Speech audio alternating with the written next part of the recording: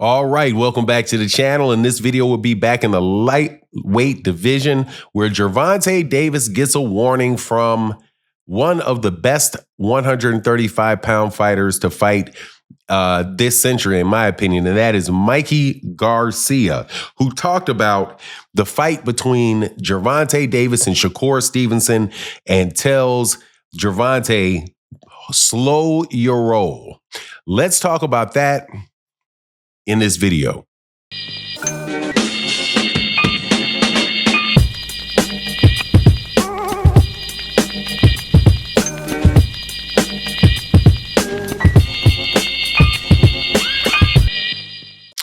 Boring, boring, boring.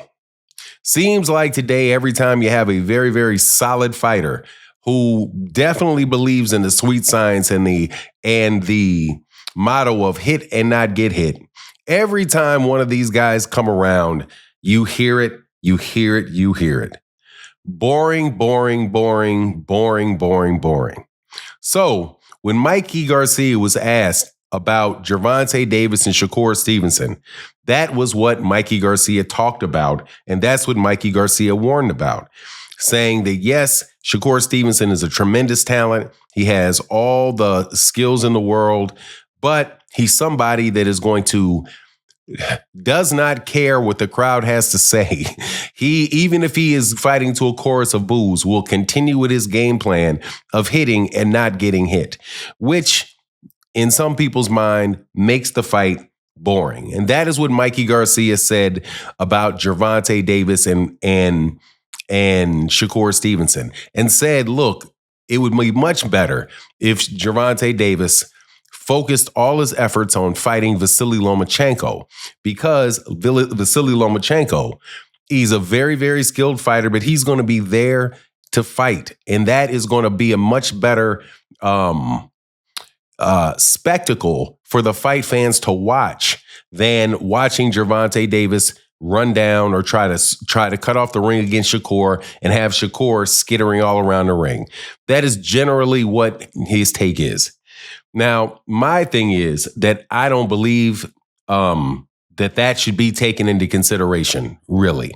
I think that is unfair to Shakur Stevenson, and it's unfair to fight fans because, number one, Gervonta Davis, if he is a pressure fighter, and he can be a pressure fighter when he wants to be a pressure fighter, he can fight on the back foot when he wants to fight on the back foot.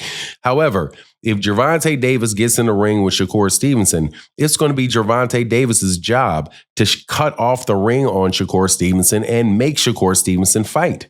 That's just going to be what he has to do, and that's not and it's not good for boxing for people for that type of matchmaking to take place. You know what I mean? Like, you can have matchmaking early in your career where you say, you bring up Shakur, and Shakur turns pro at 19. And, for the first 4 or 5 fights, you give him guys that or 10 fights, you give him guys that give him different looks so you can get an estimate of where he is. And you don't want to put him in with a guy that is too seasoned too early because, that you never know what can happen with those type of things. That type of matchmaking and that type of protectionism should be used with fighters well before they become contenders. But once you're a champion, I'm a firm believer that you need to fight all comers in your weight division, especially guys that have titles. And now is the time for Gervonta Davis to do it. He said that he has sent some information about a fight to Shakur Stevenson, and Shakur Stevenson wasn't ready for the fight. So obviously he's going to move on and he's going to fight Lamont Roach. And that was the reason that he's fighting Lamont Roach, is because Lomachenko dropped out of the negotiations and went back to Ukraine, as far as I know. So that fight was on the table for Gervonta, and he pulled out. I don't think that Gervonta should rest all his laurels on, or all his hope on, a fight with Vasily Lomachenko. I absolutely believe he should push for a fight with Shakur Stevenson, and he should push for a fight with Keyshawn Davis if Keyshawn Davis is able to beat Beranicek. Beranicek is a good fighter, but I've got Keyshawn becoming a champion. Now, I'm not somebody that criticizes Gervonta Davis for things like people refusing to fight him. So I don't hold it against him that Lomachenko didn't take the fight. That's on Lomachenko for not taking the fight. I don't blame him or Shakur for their fight not going on right now, because Shakur had to get his promotional situation together, and Gervonta had already had fights planned out, while those guys were talking. So I'm not somebody that's going to really get on cats for not making every fight that I want to see. But I'm so therefore I'm not the type of person that's going to say, hey, but at a championship level, look, man, you got to fight these guys. Gervonta Davis, if he's able to, needs to fight these other champions. And Keyshawn Davis is somebody he should be able to get a fight with. It looks like Bob Arum is being more open to sending his fighters off to other promotional outfits. Teofimo Lopez is right now is looking at a 3-fight deal to leave Top Rank and go to Turkey Al-Sheikh and fight. I'll do a video about it, but it's, the fights that are offered, hey man, those are good looks. So no, I don't agree with Mikey Garcia. I don't believe that Gervonta should say, no, I don't want to fight this guy because he's just going to run around the ring all over the place. No, you're going to have to be the guy that cuts the ring off on that guy and wins the fight. And I think Gervonta Davis is somebody that can do it. And though it may not be the most exciting fight in the world, and yes, it absolutely has the potential of going 12 rounds and having people walk out like, oh man. But still, you get it done, you get out of the way, you get it done, you get that fight out of the way, and you move on to the next. And who knows, you may see a very exciting fight out of Gervonta the next time. Most all of his fights are very exciting. But I don't think you can go to the point where you start tailoring who you're going to fight based on what it's going to look like to the crowd, especially a guy like Gervonta who consistently gives really entertaining shows. And it is, again, up to Gervonta Davis to be able to deal with whatever it is that comes to him in a ring. Having Teofimo Lopez fight Jermaine Ortiz. That's what Jermaine Ortiz did most of the fight. Throw some punches, move around. Very difficult for Teofimo to cut the ring off on him.